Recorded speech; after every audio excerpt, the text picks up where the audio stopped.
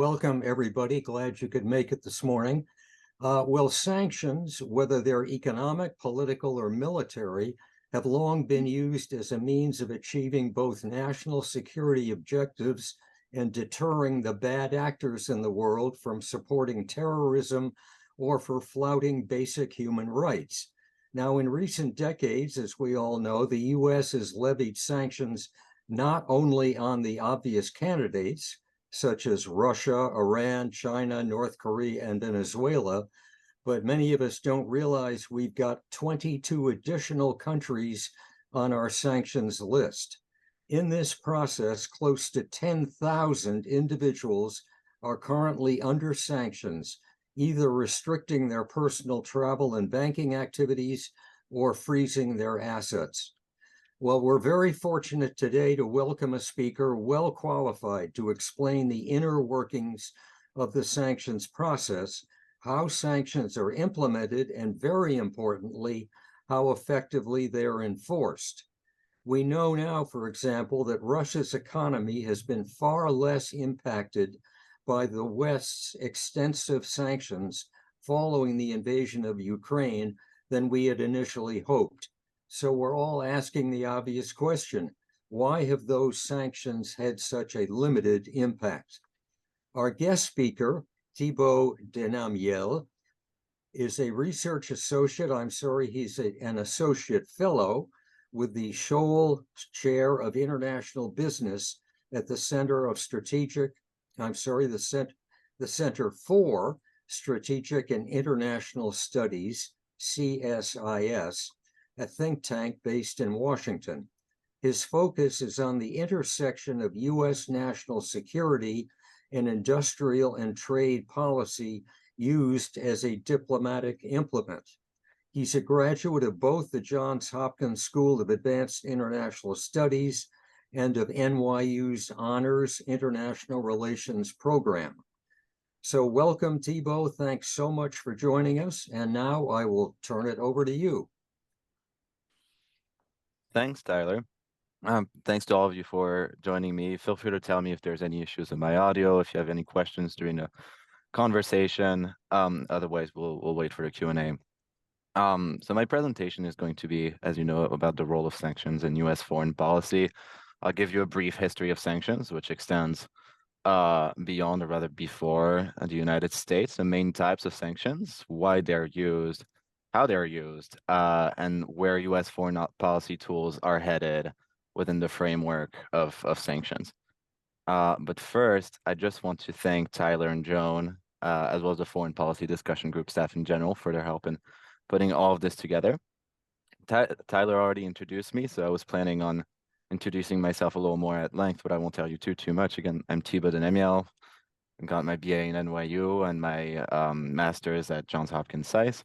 And while I was in graduate school, I was able to work in several areas of trade policy in the United States, from private enterprise at the U.S. Chamber of Commerce, how the government supports exporters at the International Trade Administration, more on the multilateral side at the International Finance Corporation. And lastly, I got the White House's point of view at the U.S. Trade Representative, which is headed, as you may know, by Ambassador Tai. I work at CSIS, the Center for Strategic and International Studies. I won't do too much of a shameless plug for us, but the ninth floor is asking me to do it just a little bit.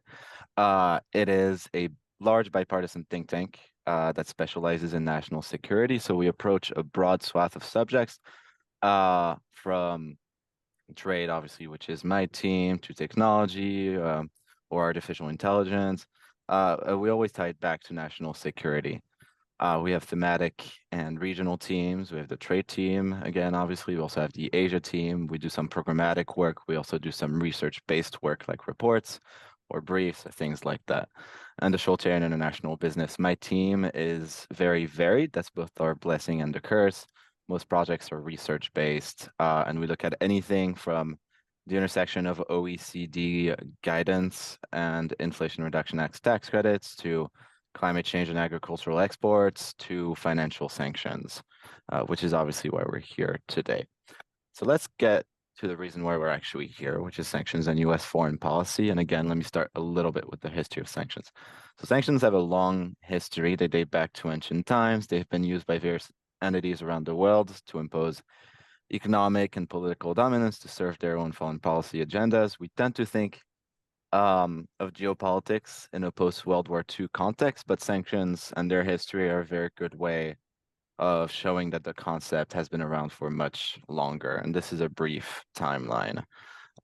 Ancient history in as early as the 5th century BC, ancient Greece used economic and trade embargo as a form of punishment and political leverage against city-states that were in conflict, or between city-states that were in conflict. A prominent example would be during the Peloponnesian War. The city-state of Athens issued a trade embargo on the city-state of Megara to exert political pressure and punish Megara for their alliances with Sparta at the time. Obviously, as you know, Sparta and Athens didn't always get along, and Megara was in the crossfire, including with sanctions.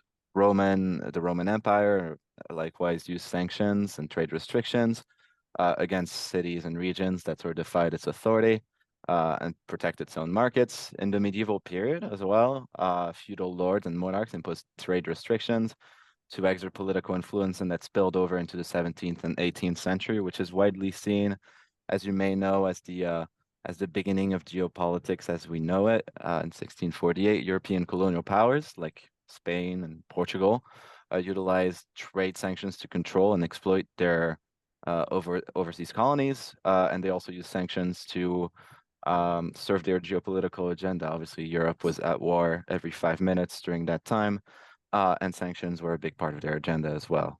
Likewise, in 19th and early 20th century, Napoleon Bonaparte imposed a continental system, which was a trade embargo on British goods in an attempt to isolate and weaken the British economy. That blew up in his face because actually a lot of the powers that he was threatening ended up also creating an embargo of their own, and it toppled the Napoleon regime. During the American Civil War, as well across the Atlantic Ocean, both the Confederacy and the Union implemented their own trade embargoes against each other. Now we come into the 20th century, and that's when we're really starting to see sanctions being used much more widely. However, the League of Nations started imposing sanctions against countries that violated its international agreements. Like a lot of things with the League of Nations and the reason why it eventually collapsed, they weren't necessarily as useful and as effective as the international bodies that would follow it after World War II, like the United Nations, which imposed economic and diplomatic sanctions on countries such as South Africa during apartheid, or Iraq during the Gulf War when it invaded Kuwait. I'm sorry. And obviously, you know that during the Cold War, the United States and the Soviet Union used economic security as a battleground, and they put sanctions on each other and the member countries of their own rival blocs. Okay, now let's go into what sanctions are and review their principal types. There's economic, political, and cultural. So economic sanctions, they're used to influence the economic behavior of a targeted country or entity. It's not necessarily just nation states. It can also be transnational threats. The main one that comes to mind, obviously, would be terrorist groups. So they aim to restrict the trade, the financial transactions, and the access to resources of those countries or entities. They impose economic strain and they encourage policy changes. Sometimes they're successful, sometimes they're not. We'll get into that. And the Department of Treasury oversees and enforces those economic and trade sanctions. So what it does is Treasury publishes a list of individuals and companies owned or controlled by or acting on behalf of targeted countries. A big one is China right now. There's a lot of Chinese firms, especially state-owned enterprises, that will be serving Chinese foreign policy interests in some manner. Treasury will identify them, put them on their listings, and impose sanctions tailored to how they can best tackle the issue, obviously. So they also list, however, individuals or groups that aren't necessarily companies. Again, we have terrorist groups, we have narcotics traffickers that are designated under programs that are specifically not meant to be narrowed by country. So we have some examples like trade embargoes that restrict or prohibit the import and export of goods and services. We have asset freezes, as you know, freezing the assets of the targeted individuals like Russian oligarchs and their beautiful apartments in London, for example. Financial sanctions, where you impose sanctions and restrictions with the banking system of an entity or a country. The G7 did that with Russia's access to a lot of financial services, especially if they were part of the elite. And lastly, export controls, which basically regulates or even bans the export of certain goods and technologies to a targeted region. And we're going to go into that much more in depth because that's the new tool of the moment. I apologize. Political sanctions are obviously used to influence the political behavior and decision making of a targeted government or an entity. They often focus on diplomatic isolation, and they can include measures like travel bans and diplomatic relations. Um, that diplomatic isolation, I'm sorry. They can also include arms embargoes, which prohibits the sale or transfer of weapons to a certain nation, and voting restrictions, basically restricting the targeted country's ability to participate in international organizations like the UN. A good real life example of this, for instance, would be the travel ban to the United States put on John Lee, who's the new head of Hong Kong, who has been executing major scale back measures of free speech and democracy in Hong Kong as the People's Republic of China effectively took over the locality. He still can't come to the United States. As a matter of fact, he won't be in San Francisco during the APEC summit, even though China is invited, and he was supposed to be one of the representatives because the State Department, pressured by Congress, decided to enforce the travel ban on him. So this has some significant repercussions. We thought that the enforcement might even um, put at issue Xi's meeting with President Biden. However, the Chinese still decided to go forward. The last type that we have is a little more niche, but it's cultural sanctions. They're perhaps a little less efficient in terms of tackling actors' ability to act, but they're symbolically very important on the international stage. Um, they're employed to isolate or pressure a country or entity by limiting cultural exchanges, academic collaborations, or sporting events. A good example of this is, of course, the banning of Russia from a lot of international sporting competitions following their invasion of Ukraine. The 2022 FIFA Soccer World Cup, in the aftermath of the invasion, is probably the best example. They weren't able to compete. Likewise, Russians have excellent chess players. The International Chess Federation, FIDE, I believe, prohibited them from playing after the invasion of Ukraine, given how Russia prides itself on its talent in that area that did hurt. So it's also an important type of sanction. Now, we've already established that sanctions have been widely used throughout history. They cover an enormous range of policies, and they're very appealing for the governments that are leveraging them. So why do we use sanctions? And so an important thing to take into account there is the lethality of weapons. That was something that was already of concern in the 5th century BC. But it grew particularly concerning after World War II and the invention of nuclear weapons. For example, you want to pressure a government, you want to hit where it hurts, but you don't necessarily want to send weapons that could potentially escalate conflicts enormously. So it's less and less unusual for governments to search for tools that are short of those kinetic actions, like using actual weapons, that are also short of declaring war, obviously, which has large diplomatic consequences. So sanctions are a bit of that third option. They're a little bit like intelligence in that way. They're in the middle between war and diplomacy, and they've become very attractive for that reason. For example, the work of the George W. Bush administration and his successors was very important in specifying sanctions, turning them from a sledgehammer into a scalpel. And that's making them increasingly attractive because it allows governments to at least believe that they're not just hitting the entire population of a country like weapons of mass destructions obviously would, but they're instead limiting the impacts to just the bad guys, quote unquote. So I've already touched upon this a little bit, but who in the US does sanctions? And this is going to be part of a greater pivot in the presentation as to how US foreign policy is served by sanctions. the first lesson here is that with pretty much any action in U.S. foreign policy, uh, from the US government. Obviously, everyone is involved. There's both the beauty and the infuriating aspect, I think, sometimes for government of US foreign policy. It needs to be implemented, taking into account the multiplicity of views across departments, at least throughout the executive branch, and obviously for wider actions across all three branches of government. Nevertheless, these are the point people for economic sanctions, which I would argue is the most important type, at least throughout history, although that's changing a little bit. The point in agency in the US government is the Office of Foreign Assets Control, the Department of Treasury.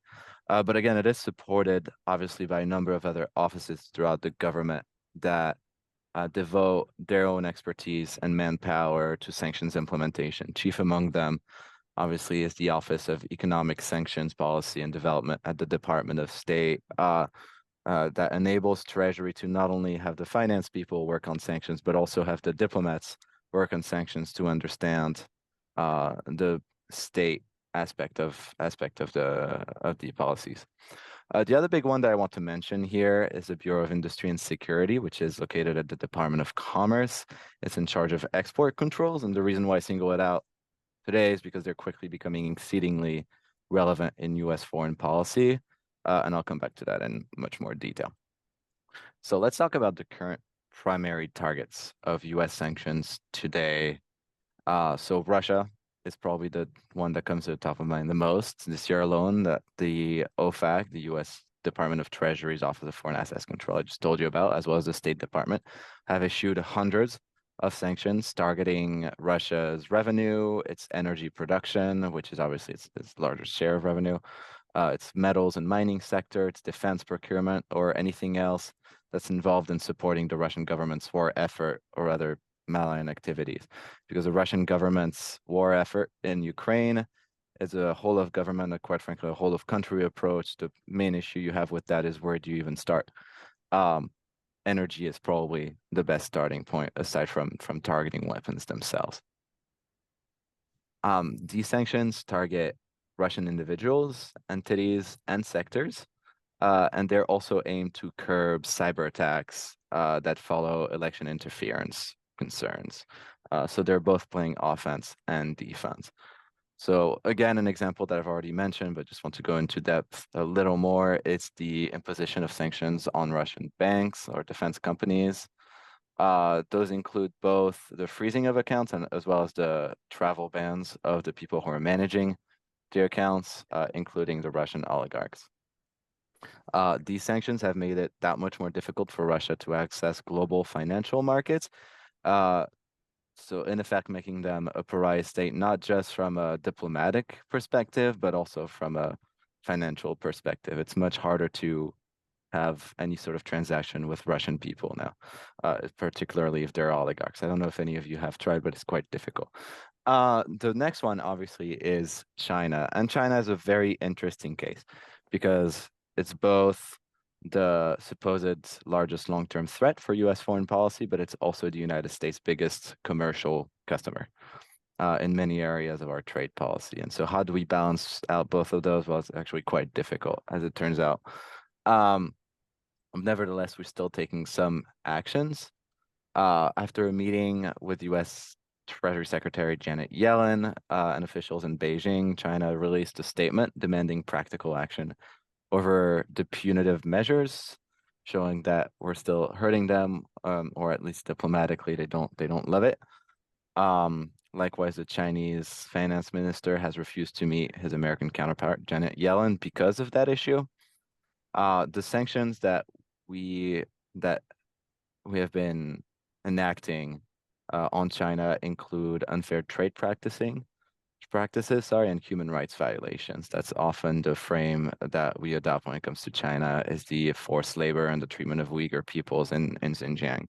The other big one is national security concerns posed by critical and emerging technologies like Huawei. And again, when it comes to China, we're particularly worried about state-owned enterprises because China has this sort of doctrine of civil-military fusion, in which goods that are developed for civil purposes can also be appropriated and used in China's military. That's tremendously different from how the United States and allied countries conduct private enterprise, in which you can't just have private enterprise turn its know-how over to the government. That's sometimes the government asks, but it's never forced. Whereas the Chinese, there's sort of this fusion of both that makes state-owned enterprises and other enterprises in China that much more relevant to U.S. foreign policy people. The other big one is Iran. So after withdrawing from the nuclear trade deal in 2018, the United States reimposed significant sanctions on the Iranian government. They targeted primarily the oil exports, the financial sectors, a little bit akin to Russia's sanctions. We've had a mix of primary and secondary sanctions against Iran. Primary sanctions target U.S. individuals and entities. They prohibit them from engaging with Iran trade. It's very difficult to travel to Iran for U.S. people, and likewise for U.S. companies. It's very difficult to trade with any Iranian companies. And the secondary sanctions target foreign individuals, entities, and financial institutions that do business with Iran, cutting them off from the U.S. financial system. We've also had legislative instruments. So the main legislative instrument for sanctions on Iran would be the National Defense Authorization Act, in which you basically target Iran from the DoD's perspective for human rights abuses. As a result, the inflation rate in Iran has increased to 50% in comparison to 16% about 10 years ago, and that's directly tied to US sanctions. So that's a good case study of where they have worked. Another big one is Venezuela. We heard a lot about that in 2019 in particular, when their presidential election was fraught with fraud and then lack of acceptance from the incumbent. So a lot of these sanctions are tied to the Maduro regime. They're meant to try to restore democratic governance, or at least pressure for some sort of liberalization on the part of Maduro. And they specifically have limited Venezuela's ability to export crude oil to the United States as well as allied countries. Likewise, we have some legislative instruments for Venezuela. We've had a few executive orders, including the famous Venezuela Defense of Human Rights and Civil Society order, which basically enshrines that effort to re-liberalize Venezuela's democracy within the US government. Another big one that we have is Cuba. And Cuba is probably the one that has lasted the longest. Aside from Russia, there was a brief reprieve there, but obviously US-Cuba relations have always been fraught.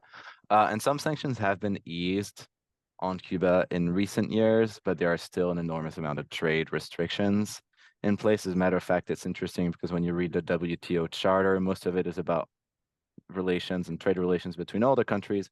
And then there's a very specific carve out for US-Cuba relations in trade, because they don't necessarily follow the WTO rules, and the US wanted to make sure, US negotiators wanted to make sure that it was enshrined in the system.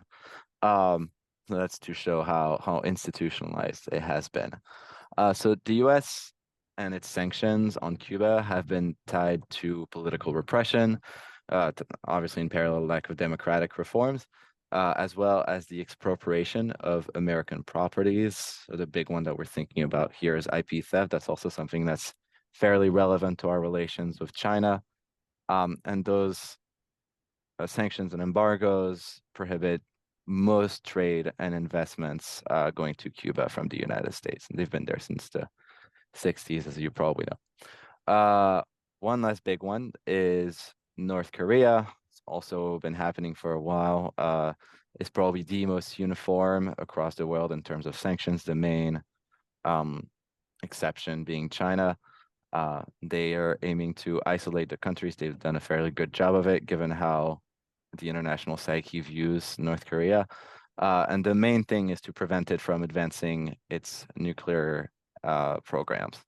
That has failed a little bit because now it does have some warheads, but at least we can try to prevent the significant expansion of their abilities. And those cover all types of sanctions, trade, finance, diplomatic relations, anything from travel bans to freezing people's assets. Um, and obviously those ebbs and that has its ebbs and flows. Um, Particularly when North Korea is a little more active on its southern border, and when that involves nuclear weapons, you can imagine that OFAC looks again North Korea and installs more stringent policies. All right, so a little bit on the adaptability of US sanctions in particular. So sanctions, it's important to remember. It seems obvious when I say it, but it's actually a very critical aspect of it, so I'll still repeat it. They're tools of US foreign policy, meaning that they do complement a much broader policy baggage that's meant to achieve a specific goal. So if achieving that goal is no longer policy, if it has been achieved, or if it is no longer considered viable, then sanctions must be adapted. So in recent months, the U.S. has been particularly flexible in altering its sanctions where they haven't necessarily had the intended effect, or the United States authorities think that they're no longer as relevant as they used to be. For example, you have Venezuela. The U.S. imposed sanctions against some Venezuelan individuals and entities that partook in criminal or anti-democratic practices. The Trump administration significantly expanded the sanctions a few years ago to target the Maduro regime. And those continued throughout the Biden administration, where they were being leveraged to try to get Maduro to chart a path forward for free and fair elections. On October 17th, when Maduro, well, of this year, when Maduro agreed to a 2024 elections, OFAC announced an easing of sanctions on Venezuelan oil exports for at least 6 months. That being said, there was a big caveat that the regime was threatened with a reversal of that easing of sanctions if the measures for democratic liberalizations did not go through in Venezuela. I think there's some skepticism from the US government as to whether they're going to work, but at least they're giving them that window of opportunity. A big difference, I think, between the Biden administration and the Trump administration that's being a bit reductive because both have carrots and sticks. The Biden administration is a little bit more of a fan of carrots. And you can see that in the case of Venezuela. If they see an opening, they're also going to give Venezuelan economy some reprieve. We'll see if that works or not.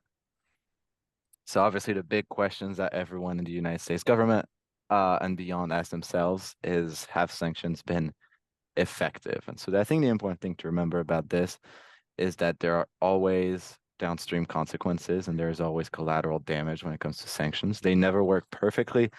And if your goal is zero risk, then you're doomed. It's always about a risk management issue. Where to succeed, the goal is not always to deny everything to the adversary, but rather make the adversary's efforts to acquire what they need much more complicated and much more time consuming.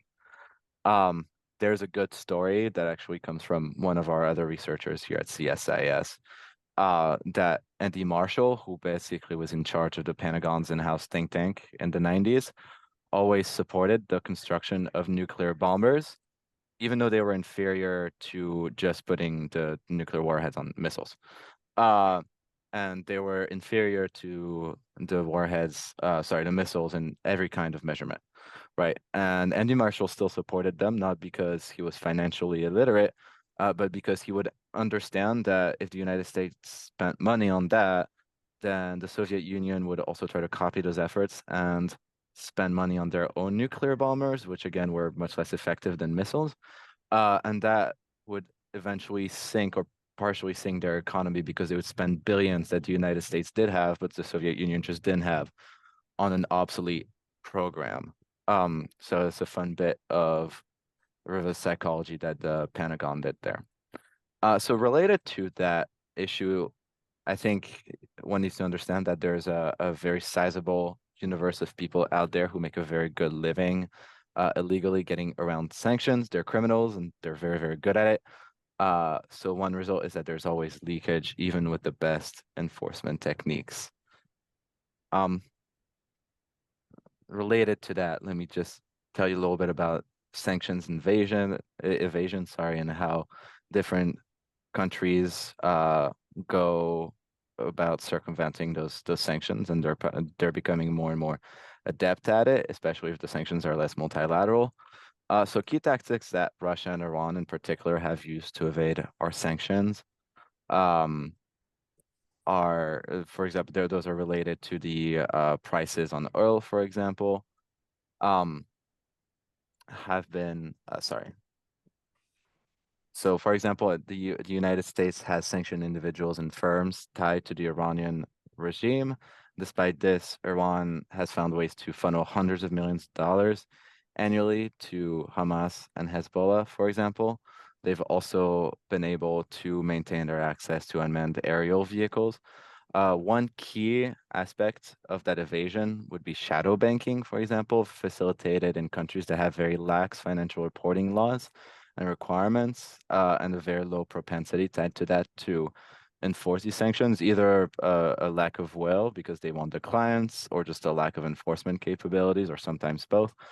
So the Atlantic Council recently released a report in which they showed how there's a few different countries that are particularly ideal. It was a bit controversial because it was both good for US policymakers to know, but also it was a great chart for people who wanted to circumvent US sanctions to use. Anyway, one such country that's ideal would be the UAE, because Dubai-based financial firms are able to facilitate the purchase and the foreign sale of Iranian products, thereby still giving them revenue.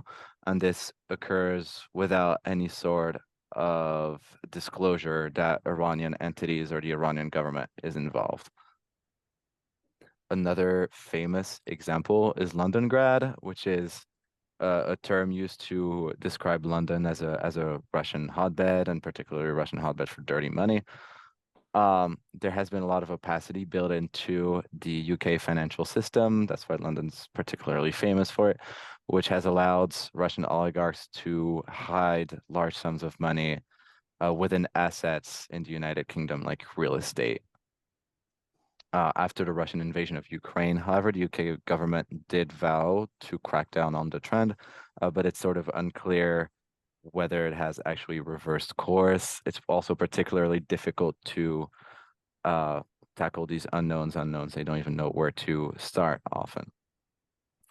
Um, so one key case study that I'm sure you have all heard a lot about has been the G7 oil price cap, and that was instituted in the aftermath of the Russian invasion of Ukraine. So the US right afterwards met with G7 partners to discuss sanctioning Russian oil, as the profits from the sale are particularly important in funding Russia's continuing war effort.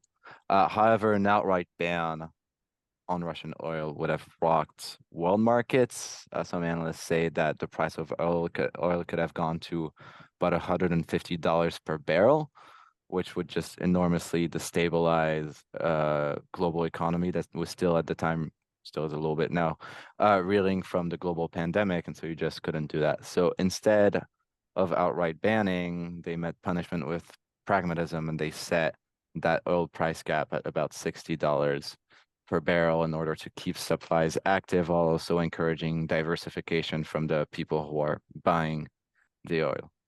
However, the oil cap has been heavily scrutinized in recent weeks. It was a focal point, for example, of the recent US-EU summit between von der Leyen and President Biden about a month ago.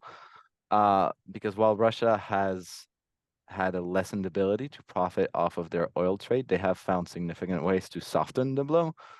So G7 countries do much of the shipping and sale facilitation of Russian oil. And so that's a little bit confusing to them. How can they soften the blow all that much? The key pathway that Russia has been utilizing recently is the purchasing of new tankers. They've purchased a shadow fleet of around 250 tankers that sort of create a sanction-proof fleet of ships, because they're not involved with G7 authorities. So now G7 firms are estimated to ship about 30% less Russian oil than they used to, which puts a majority of Russian crude oil outside of the G7's ability to enforce that price cap. So you could say that the policy has done what it set out to accomplish, which was encouraging diversification of Russian oil, making sure that the profits were not as attractive as they used to be. However, Russia has developed effective evasion mechanisms that are somewhat outside of the reach of the G7 enforcement now. And Janet Yellen sort of alluded to that in a speech last month. And it has not stopped Russia from funding their own war effort. It's expected to increase its military budget by about 70% next year. So they're still finding the money. Uh, Good counter argument to that is you could say that Russia is increasingly focusing all of their funding on the war effort, and other aspects of the Russian economy are going to suffer, which is a bit of a scorched earth mentality, but you could say that it's still hurting Russia in the long run and potentially provoking some political changes. But nevertheless, right now they're able to find weapons.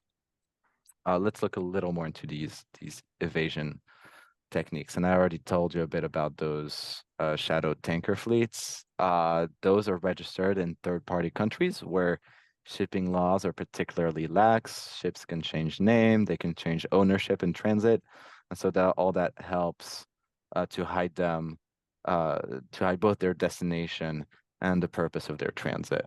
A vessel could leave a port under one name and then arrive to a port with another name, and it's just very hard to keep track of at that point unless you're on the ship.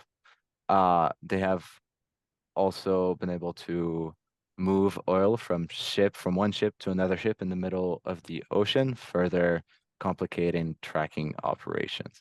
And again, you can sort of see, obviously, because they're doing all that, purchasing new ships, having to transport oil from one ship to another in the middle of the ocean, that is sort of showing that it's not necessarily completely banning, or sorry, sanctioning the Russian oil, but rather making it more complicated for them to transport it, making it much more expensive.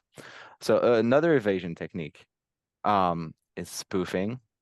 And I just realized that on my slide, it's invasion technique instead of evasion. It should be evasion. That being said, we're talking about Russia. So I guess in a way, evasion techniques are invasion techniques right now. And that is the spoofing, sorry, is the shipping practice of transmitting fake location signals. It's a little more tech savvy. Basically, they've adopted those spoofing techniques to avoid sanction scrutiny from the ship watchers. And the type of spoofing that they have used is particularly, quote unquote, uncommon and sophisticated, according to the US government. So they're having a much harder time trying to look through that. Sorry, let me switch to the next slide. So we've talked a little bit about the current or the past rather, and now the current US foreign policy tools, what that means for sanctions. I think it's important when you've looked at that sanctions, it's important to remember that sanctions rarely have a decisive immediate effect. They're designed for long-term erosion. People who thought that Russia would collapse in October of 2022 were probably not having the right expectations. So if you want short-term devastation, you're going to have to use more kinetic means. Russia in particular is unusual because it has very large amounts of energy capabilities, and this is at a time when the demand for fossil fuel still remains enormously high. And so objectively, that dependence from the United States and other allied countries, obviously European nations are enormously dependent on Russian hydrocarbons. That dependence on that single factor is a barrier to more balanced economic growth, but at present it does work at their advantage.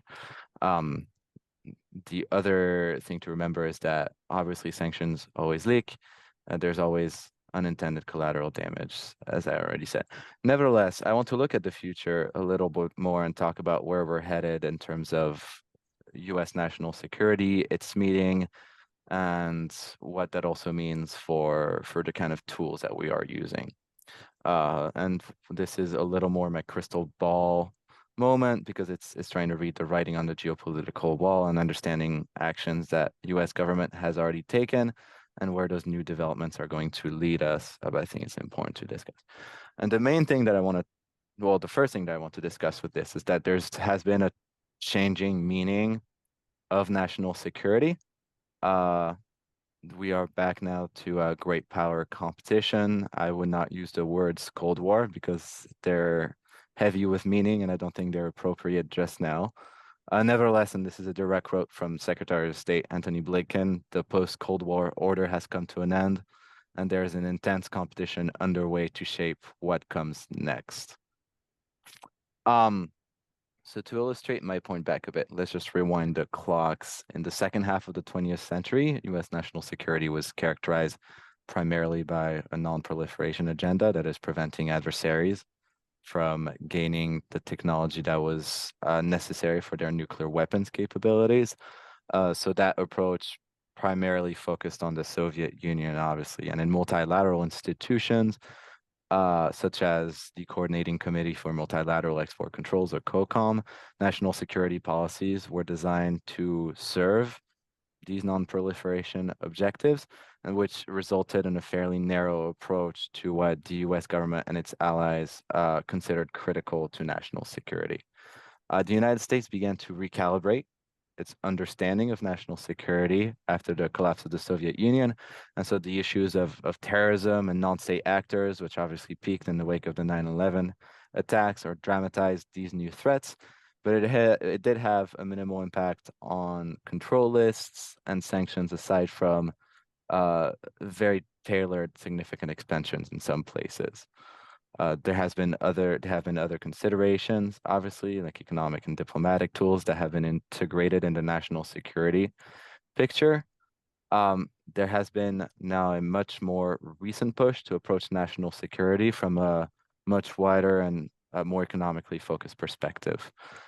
You can see that in the recent Biden administration national security strategy, which sort of connects domestic economic prosperity to national security interests by making the case for both controls and significant state-led investments, which you can see in the Inflation Reduction Act or the CHIPS Act, for example. For the national security strategy, that also means, again, adopting a multilateral approach, not only to controls, but also to investments and to economic security entirely. So the shift in thinking, not just from the Biden administration, but I would argue from the US government as a whole, has been captured by several officials. For example, National Security Advisor Jake Sullivan in September 2022 delivered seminal remarks at this point that are shaping the way Washington is thinking about national security in general, or has been thinking about national security since then. And again, he's tying economic prosperity domestically to national security. And at the heart of that is competition in critical and emerging technologies. He's identified, for example, computing-related technologies, biotechnologies, and clean energy technologies. He described U.S. leadership in all of those sectors as incredibly critical to our national security imperatives. So this is, I think, and to recap all of this, the most critical takeaway from this presentation, and we'll tie this to sanctions, obviously. National security and economic prosperity, again, are no longer running on parallel tracks. They are now one and the same. And the most significant shift in foreign policy today, and one that will, I think, define the geopolitics of the 21st century, is that economic security is the new golden rule of geopolitics. It comes with a rewriting of how policies are written for economic growth and how they're written for defense, because now these are incredibly intertwined. And again, at the heart of that is technology competition. And with this new national security concept, with this new strategy, this new kind of defense consideration and technology at the heart of US foreign policy, and lastly, this new quote unquote main bad actor, largest threat, of course, the People's Republic of China, a kind of tool that has been sidelined for the past few years, or a few tools that have been sidelined for the past few years. They have been used, but they have been a little more subservient to other kinds of tools of sanctions. Those are now back at the center of national security policy. and that is export controls, new outbound investment screening mechanisms, and state-led investment guardrails. So the first one is export controls. That's probably the most famous one. And the most famous of export control rules, at least recently, is what's known as the October 7th rules. Since October 7th of 2023 with Hamas's attack on Israel. October 7th means something a little bit different in foreign policy. That being said, before that, when you said October 7th, that just inherently was related to the export control rules from 2022. That's how famous they had gone in the foreign policy world, because it's that much of a seismic shift for the United States. So on October 7th, 2022, the US Commerce Department announced a sweeping list of new export controls specifically targeting China's semiconductor and supercomputing industries. In the past, the United States chip policy had been primarily market-driven and laissez-faire. And I think the best quote to illustrate that came from the George W. Bush administration, in which I believe it was the chief of staff who said, "Computer chips or potato chips, what's the difference?" And obviously he wasn't necessarily an idiot. He understood the difference between a potato chip and a computer chip. But I think it was more trying to articulate the point that it doesn't matter what your economy is based on. If you make the same amount of money from computer chips or the same amount of money from potato chips, then you can make one or the other. It doesn't necessarily make a difference. The US government's view is now entirely different. It's extremely critical what your economy depends on, because those technologies now have such a dual use aspect to them. They can be used for national defense as well. So again, in the past, we had been market-driven and laissez-faire. Now with this new national security mindset that we have, which comes on the heels of the CHIPS Act's passage, the United States is firmly focused on retaining control over so-called choke points in critical technologies, or sometimes translated from the Chinese as stranglehold, on these technology supply chains, particularly semiconductors. The most important choke points in this context, and the ones that have been explored in the October 7th rules, are on AI chip designs. Those are the ones that the United States controls. It's basically, the US is really good at the upstream parts of critical and emerging technologies. So the know-how, the design software, some of the equipment components, not necessarily the manufacturing itself, but what comes before then, the intellectual property and what comes with it, essentially. And so during the October 7th rules, the US government focused on that, controlling their exports to countries of concern, but squarely aimed at China of what the US is good at. And that's design and that's know-how. The one tool that was particularly important in the October 7th export controls that's going to become more and more relevant is something called the foreign direct product rule. That's probably the most famous aspect of the October 7th rules. And through foreign direct product rules, which applies to foreign-made items that are the direct product of certain US origin equipment, software, technology, and they're designed for countries abroad. Basically, the United States has the legal ability to control the exports of the items that are made with US goods. So say you have a chip that was made by a foreign firm in a foreign country, destined for another foreign country like China. So nothing to do with the United States except for the fact that it was made with, say, semiconductor software. Then the United States also has the ability to control the object that was made with that, the chip that was made with that, through the foreign direct product rule. And that has enormous implications diplomatically, because it means that we have extraterritoriality. It also means that export controls are inherently much wider in their scope, because they go beyond those borders. There has been an update, just quickly, and then I'll move on to new outbound investment screening mechanisms on October 17th and in 2023. So the October 17th update basically expanded the FDPR to a lot more countries. And that is just further showing how the United States has sort of shifted their mindset when it comes to economic security. So again, another tool that has been important the emphasis on technologies, and again, marking a new understanding of national security and how it ties back to economic security. In the United States has been an outbound investment screening mechanism that was released by the Biden administration in an executive order on August 9th. And it has, again, significant implications because before this, the United States had the legal authority to control its exports. They just didn't do it often. It had the ability to review investments that came into the United States. That's an office in the Treasury that has been established for a long time, but the United States famously didn't really review outbound investments unless somehow you're investing in nuclear weapons in a foreign country. But that was very, very limited.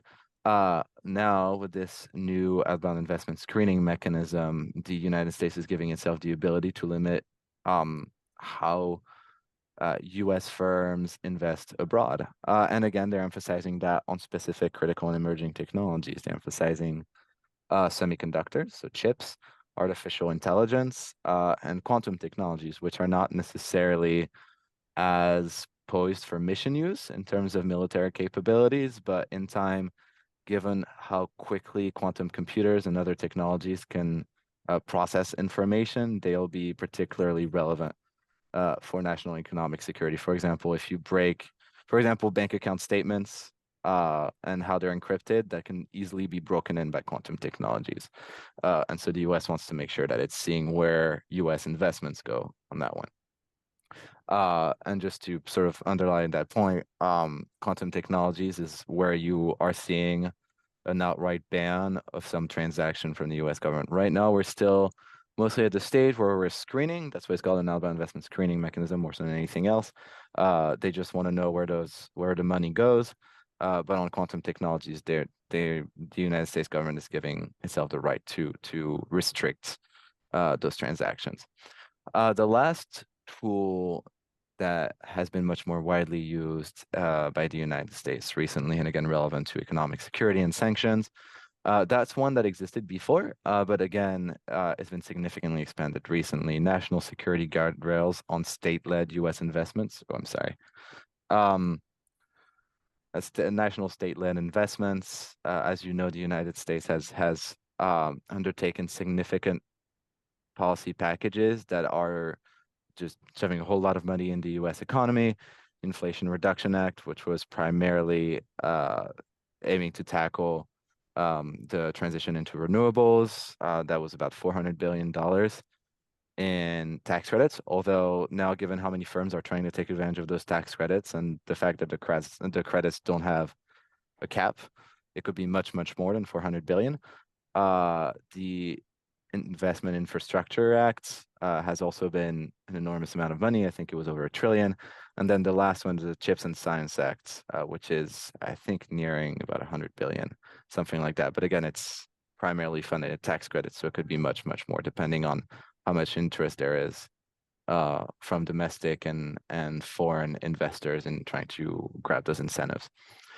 So what the national security guardrails do is essentially they guarantee that an act's funding, like the CHIPS Act, is not going to be used to contravene U.S. national security interests. So to that end, for the CHIPS Act specifically, it aims to ensure that any entity or actor receiving CHIPS Act funding enters into an agreement that it will not engage in any significant transactions or in any material expansion of manufacturing in foreign countries of concern like China or Russia. So if you get CHIPS Act funding, you can't necessarily just go open a new fab in China or significantly expand your operations in China using that funding. And they're currently trying to define those guardrails. So again, state-led investments, which is also showing an enormous departure in the United States from previous policy, because before then subsidies was not necessarily the way the United States managed its economy. So we're sort of seeing that dual track in which you're having an expansion of national security based sanctions on a much wider scope of the US economy, like chips, for example, an industry that's worth potentially trillions of dollars.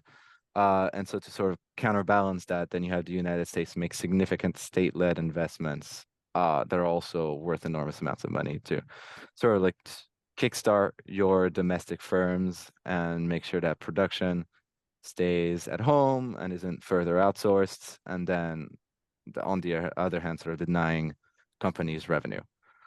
So the big question obviously is how countries of concern are responding to US measures. And because the new national security measures I've been talking about are squarely aimed at great power competition with China, then the main area of interest is how China is responding. And the answer is with export controls of their own, which in a way is easier for the Chinese because they already have a tighter hold of their own economy. Uh, so whereas the United States is leveraging its control of know-how aspects of technology supply chains, China is using tools where it has its own advantages, and China is at its largest advantage as a manufacturing superpower. I'm sure you grab anything that's on your desk right now, probably going to be something that was made in China. But China doesn't make just pencils; it also makes chips. We're using US know-how or other kinds of technologies that are a little more critical to national security. So a particular aspect of these technologies where China has a good chokehold is critical minerals and raw materials. So on July 3rd, China's Ministry of Commerce announced controls on gallium and germanium for reasons of national security as well. So gallium compounds are key inputs to some advanced US defense systems. And more importantly, gallium and germanium altogether are essential in the manufacturing and production of semiconductors and other advanced electronics. The most recent data from the US government shows that China accounts for about 98% of the world's raw gallium and about 67% of the world's raw production. So they have an enormous amount of dominance. And when it's not China, it's another country. It's not the United States. The United States doesn't have any mining operations at all, especially when it comes to critical minerals. Um, Likewise, much more recently, China enacted export controls on graphite. That happened on October 20th. Um, and that might be even more worrisome in a certain way than the gallium and germanium controls, because whereas the previous controls on gallium and germanium were primarily aimed at specific objects or specific items rather in defense and semiconductors, graphite is primarily used in EV batteries.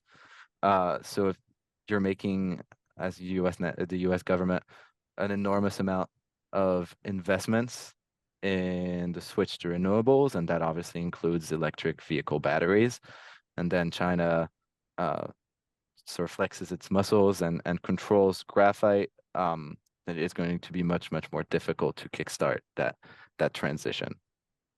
China is the world's #1 graphite producer, exports more than 90% of the world's graphite, but more importantly for EV batteries, it has about 100% of the world's coated graphite, which is a key input. It's about 10% of an EV battery. So China is responding in kind. And what's interesting is we're not necessarily sticking to national security critical items. Like you can make the argument that chips are just national security critical. Now, again, it's sort of spilling over into other areas of the economy, as we can see from the graphite controls and EV batteries. So I just wanted to look at some pitfalls of the new economic security measures, and I'm realizing I'm talking for a really long time, so that will be my last slide, and then we can get into a Q&A.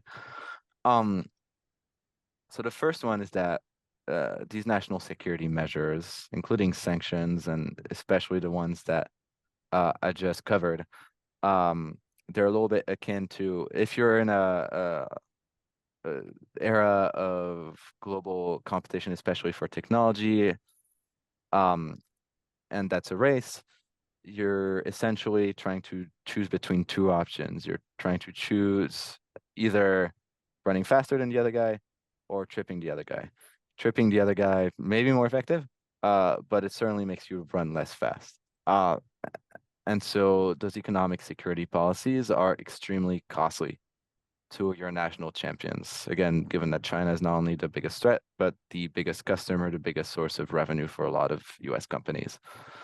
Some firms in the aftermath of the October 7th semiconductor controls, like Lam and Applied Materials, anticipated a 2023 revenue drop of about $2.5 billion. Applied Materials, it was $250 to $550 million. Those are enormous figures. I mean, I can't really wrap my head around them, but sometimes it can be about 20% of their yearly revenue, which is obviously enormous. Um, Another issue with these policy measures is that your industry can be designed out, and obviously that's tied to the first problem that I mentioned. Uh, Other countries develop products in the design out issue. Other countries develop products that contain no U.S. technology and are thus outside of U.S. controls or outside the reach of U.S. controls. So foreign companies are already trying to design out U.S. semiconductor manufacturers. It's already becoming a pressing issue. As a matter of fact, Gina Raimondo, our Commerce Secretary, has been trying to raise that more and more. Other experts, aside from in the US government, have raised the issue even before the October 7th semiconductor controls. The Boston Consulting Group estimated that the design out issue from these sanctions would lead to large drops in revenue and also an enormous amount of jobs lost. About 15,000 to 40,000 highly skilled jobs in the United States would go overseas. Um, the bigger, the two biggest issues from the design out are that again you are making your export controls and your other sanctions much less relevant, much more obsolete because they're just not going to be a part of the supply chain anymore. Um, the other, and perhaps even more pressing, is the fact that if you design out, or if other countries design out US inputs, it's going to be much, much more difficult for US industry to keep on being competitive. And that's going to have repercussions domestically as well. If all of your chip companies suddenly don't have customers abroad because they have been designed out by other competitors that are cheaper, more effective, and they're from countries that are perhaps a little less hawkish about their use of economic security policies, then they're going to choose that alternative. And your industry is going to further struggle. The last one is that unilateral controls are a little bit like damming half a river, and that's obviously tied to the design out issue. Uh, Especially when it comes to these new national security critical technologies, they depend on a lot of different inputs from a lot of different countries. And so if you just control on a unilateral basis, then you expose yourself to the fact that another country and another country's firms are going to be able to fill in the gaps fairly easily, rather quickly, and your controls are going to be ineffective fairly immediately. The good news on that last one is that you can make your controls more multilateral, and there's much more of a push in Washington and abroad to make export controls in technologies as well as other types of sanctions multilateral, again, sort of a COCOM, but adapted to our new era of global competition. That, I think, is, yes, that's the end of my presentation. I covered an enormous amount of ground, so if I need to repeat anything, tell me.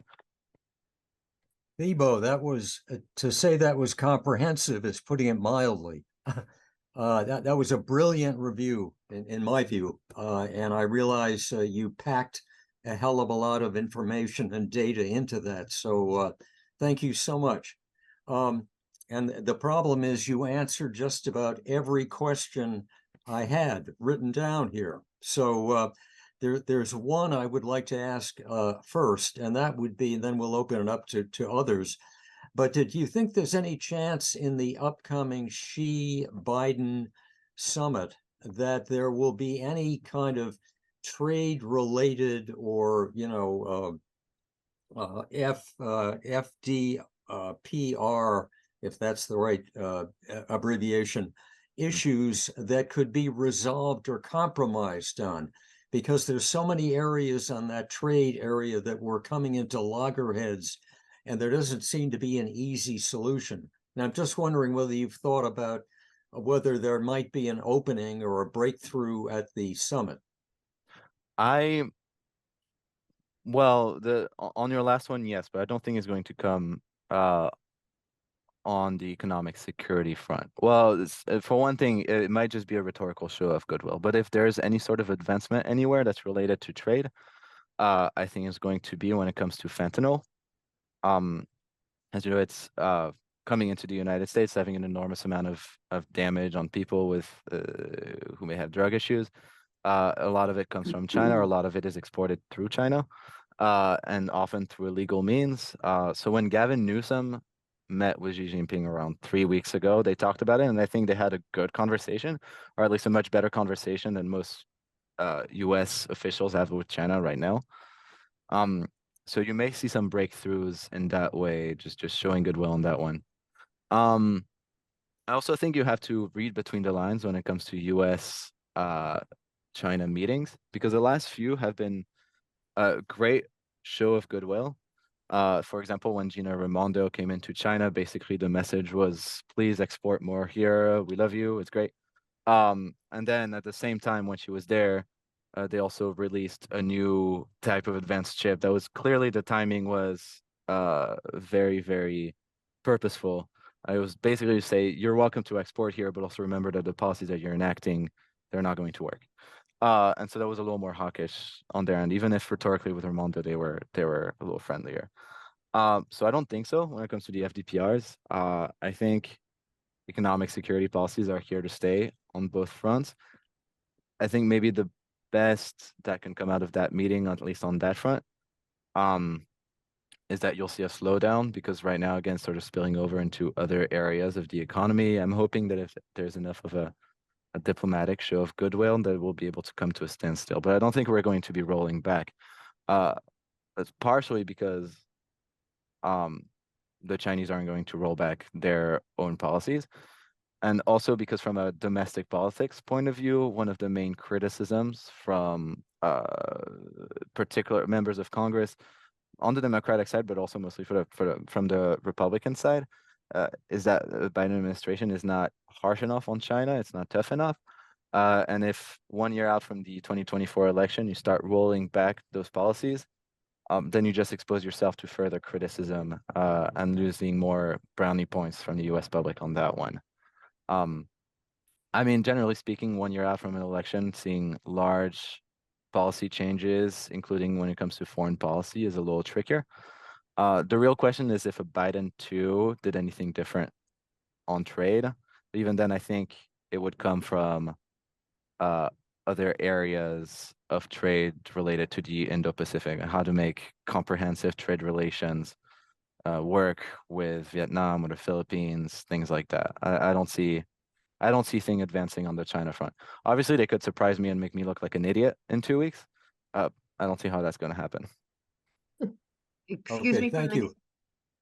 Excuse me, Yeah. could you please stop screen sharing? Oh, sure. Thibault, thanks. Thank you.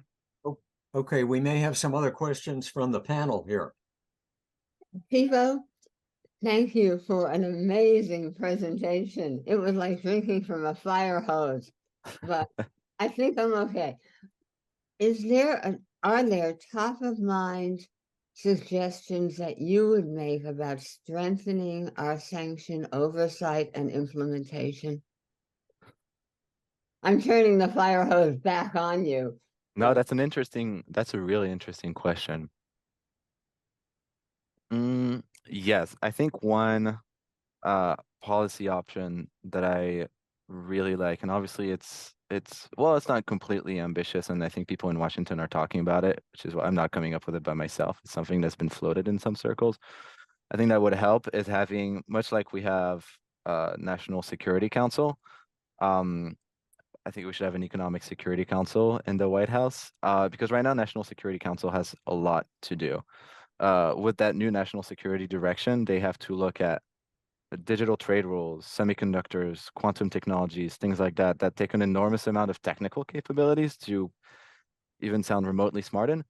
And then at the same time, they also have to talk about missiles, and much more conventional weapons and things like that, because those threats haven't disappeared at all, especially with Russia, Ukraine.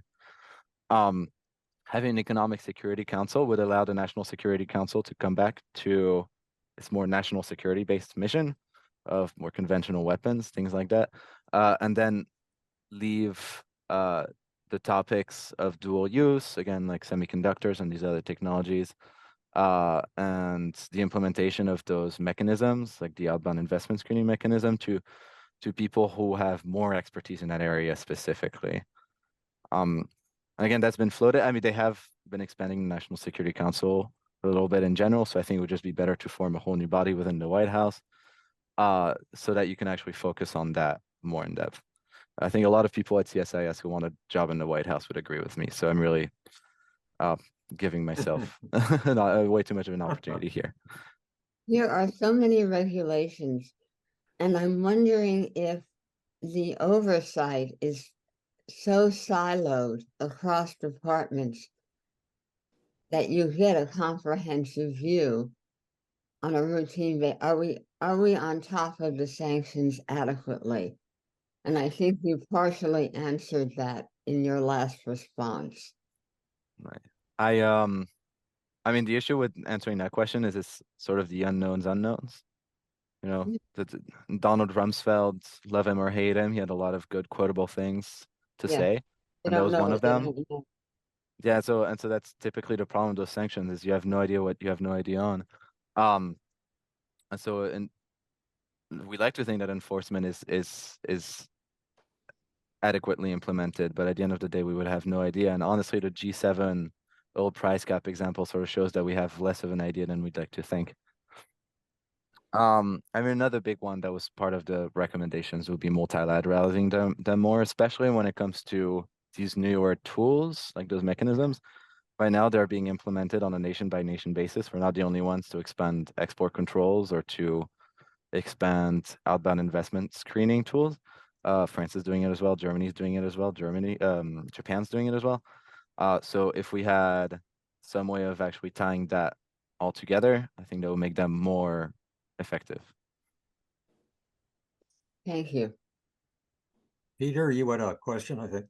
Yes, again, thanks for this great presentation.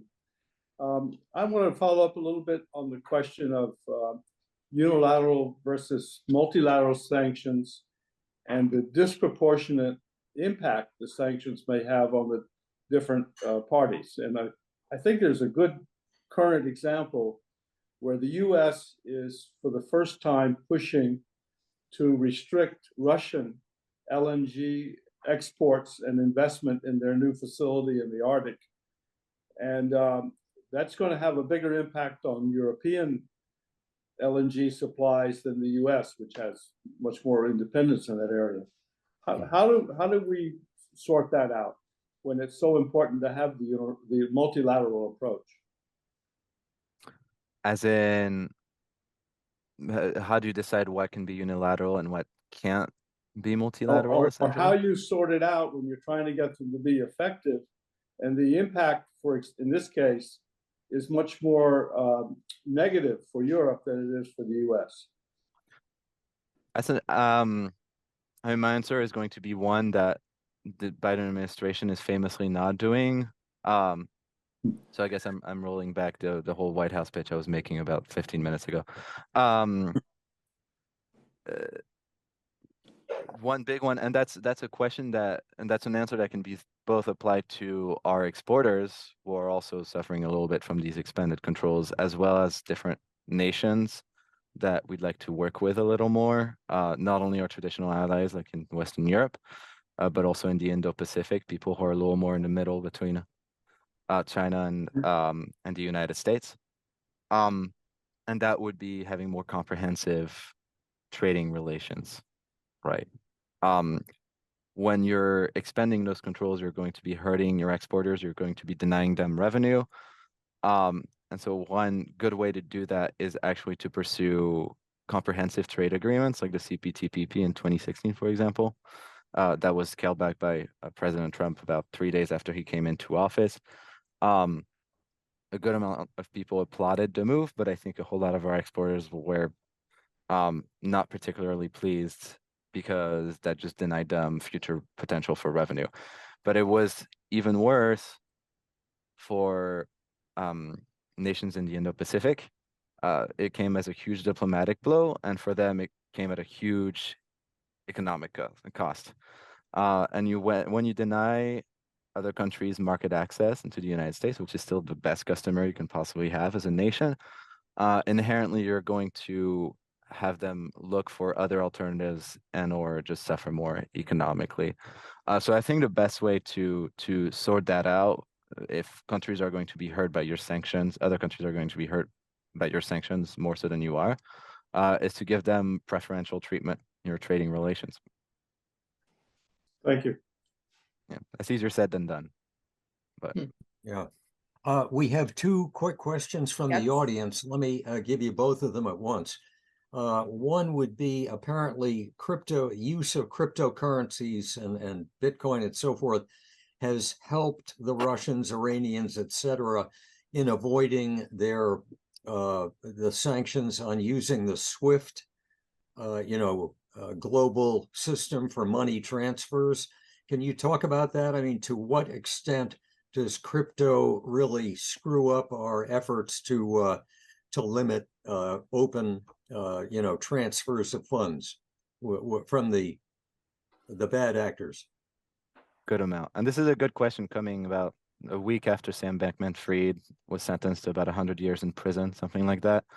That it's tied into my answer, which is that obviously not every cryptocurrency firm or company or dependents are going to be as fraudulent as he was. Nevertheless, it's a very versatile currency. I think a lot of countries are not necessarily taking it seriously, and the countries that do aren't in the best place financially. And the answer from the US government, I think, would be it's limiting our ability, obviously, to enforce, but it's also so versatile and unpredictable that that's a bet that we wouldn't want to make. And if they're making it, then that means that in a way our sanctions are working because they're relying on a less trustworthy source of making transactions. So I'm not a crypto expert, but that's what I understand from the US government view. Okay. And then a final question is, someone is curious as to the famous $6 billion that we have obviously freed up for the Iranians in this deal, so-called, that apparently has not been actually transferred to the Iranians. How could they conceptually be forced to only use those funds, as we claim they cannot, for other than humanitarian purposes? I mean, it sounds great, but the person is wondering, how do you control the way they use those funds, if in fact they end up getting the $6 billion? I think that if is an enormously big one, and one that's not going to be resolved anytime soon. I could stop there, but I think the most obvious one would be US-Iranian relations are so fraught that it's going to be difficult for US institutions or companies to have any sort of data as to where the money is used. As soon as you give it to the Iranians, then sort of going in the dark, and it's going to be hard to control. There's other US allies that have a little more leeway into their relations with Iran and a little more understanding and thus better data. Thinking about France, for example, obviously Iran and France are not best friends, but there's a little more activity there. And so I think sharing intelligence and giving the responsibility and the onus of control primarily on these allied nations that have more understanding and better relations with Iran would be the best way to go around here. Okay. Well, Thibault, thank you so much for a terrific presentation. Absolutely most appreciated. So thank you for joining us, and maybe we can do it again in 2 or 3 years. That sounds good. There'll be a lot more more to talk about somehow. You know, I really right, enjoyed the question. right. So Thibault, again, thank you very much. That was like our own course, a very intense course, but thank you. And also, you know, I think we were all very impressed with CSIS and hope that you will, you know, we will look to maybe other experts coming from there. So, you know, thank you very much for introducing also your organization to us. So to our viewers, please join us 2 weeks from now, that's the Monday right after Thanksgiving, we will have Zach Cooper with us, who is an expert on China and Taiwan. So we'll be looking at a little bit different than trade, but certainly that's also involved in sort of the South Seas, Taiwan relations, Southeast Asia. And so that's a very important issue also, and Zach will be talking about that with us. So have a happy Thanksgiving, everyone, and we will see you the Monday afterwards. And again, thanks so much, Thibault. Thank you. Thibault, you Thanks were again, great. Thibault. Yep, Have a good one. terrific. Thank you very Thank much. you. Thank you, Thibault. Thank you, the planning committee, and Tyler especially for arranging this. And I wish you all a very happy and healthy Thanksgiving. And we hope to see you in 2 weeks.